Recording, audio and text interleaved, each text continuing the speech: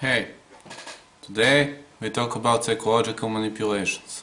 The reason why I'm doing this is to prevent people from being manipulated. Manipulations occur every day, in everyday life, in everyday world. However, to prevent yourself, maybe you need to know something. Maybe this will help you, at least I hope so. Reason why am I doing this, I probably won't tell you, but never mind. So, let's start with our conversations. To ask, what is a psychological manipulation?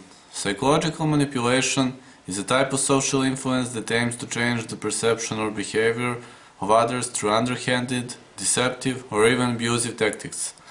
By advancing the interests of the manipulator, often at the other's expense, such methods could be considered exploitative, abusive, devious, and deceptive. Now, to be honest, many of us had bad experiences in elementary or high school being victimized. I say, if you are the person that is naive, trusts everybody, open to everybody, though they didn't deserve it, you will become their slave. They will start to treat you, I won't be rough, but to treat you like their bitch. Many of us have suffered these type of problems. But if you know to behave well, to handle yourself well, to recognize the behavior, if you are a master of psychology, be aware that they will have less chances unless they beat you. And in these situations other tactics come to mind. Now, first of all, you will have to understand manipulators' brain and manipulators' habits. In most cases, manipulators have some kind of disorders. Mostly, they are psychopaths or sociopaths or just simply normal people, but most of them don't feel guilty, empathy, responsibility or sorry for what they do. They don't have good value system because their brain only registers suffering and pain as primary source of their motives. And nonetheless, maybe they even turn on to someone's pain. You can never know that. They are mostly extremely vile masks from the outside, and if you would have seen the person in the street, if you said it is normal, social, friendly person, they will offer you help, try to talk to you, try to initiate, locate your weak spots. That is not a problem. But once they lock your weak spots, you are fucked up. You will never get out without serious mental injury unless you don't have any feelings to that person or that person means nothing to you, which makes influence impossible. Now, this is really important. In most cases, these persons are very intelligent or genius. So, today I'm explaining attacking phases. Understanding attacking phases may help you recognize their behavior. There will be a lot of tutorials here, so just follow my channel, subscribe if you want to, and be aware. Knowledge protects us all. So let's start. Attacking phases. First phase. It is assessment phase. Do you know how psychopath locks you? How he knows? Will he ever get close to you? What if you're a shy person, closed person? Do you need attention, don't need? This is what he asks. This is what he sees.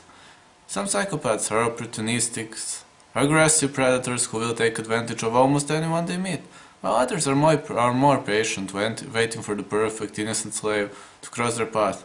In each case, the psychopath is constantly sizing up the potential usefulness of an individual as a source of money, power, sex, or influence, or simply something that could be done for them. So, some psychopaths enjoy a challenge, while others prey on people who are vulnerable. That depends on the type of a psychopath. That will be talked later. During the assessment phase, the psychopath is able to determine a potential slave's weak points and will use those weak points to seduce. That means he will lock your weak spot. Be aware. Be aware, he will, if you are his target. Manipulation phase. Psychopaths or manipulators are creating their fake person or mask, so be warned. They are adjusting it according to their target. They can lie without any problems, without bad body language or something that betrays them. but they will tell the truth only if that will help them to get what they want. They are assessing the slave's brain and looking for a weak spot. In most cases, they will attack the things slave is trying to hide from the public eye. Some private stuff, some secrets. They are watching slaves' movements, gesture, habits, especially slave speech and stuff that shouldn't be told in public or secrets. And mostly blackmail. Psychopath does not possess a personality. Everything is mostly based on lies and fake trust. That mask is made to fit into the slave's views and value system. Sometimes they are that good that slave thinks they are a perfect match. They want mutual respect or trust, but there is no honesty from their side. Only huge specter of different, extremely well-connected lies. They will never have to confess to you that you mean nothing to them. So, if you have pencil and paper, that would be a good opportunity, but relax. I will talk about that later in some future tutorials. Today I will pay most attention on psychological manipulation, introduce you to these thematics. Now, why are psychopaths dangerous? There is something that is called abandoned phase. Now, the abandonment phase begins when the psychopath decides that his or her slave is no longer useful. There is no use from you. Since he has no use for you, he will escape. Psychopath abandons his or her slave and moves on to someone else. Or if he has use from you, he will never escape. Be aware of that. In the case of romantic relationships, psychopath will usually seal a relationship with their next target before abandoning his or her current slave. Sometimes the psychopath has three individuals on whom he or she is running game. The one who has been recently abandoned, who is being toyed with and kept in the picture in case the other two do not work out. The one who is currently being played and is about to be abandoned, and the third, who is being groomed by the psychopath in anticipation of abandoning the current mark. Abandonment can happen quickly and can occur without the current slave knowing that the psychopath was looking for someone new. There will be no apologies, or at least no sincere apologies, for the hurt and the pain the psychopath causes, because psychopaths do not appreciate their emotions. Now, I hope you understood this tutorial. I hope you will like it. I hope that you like my future tutorials. So, if you like this, please leave some like and subscribe.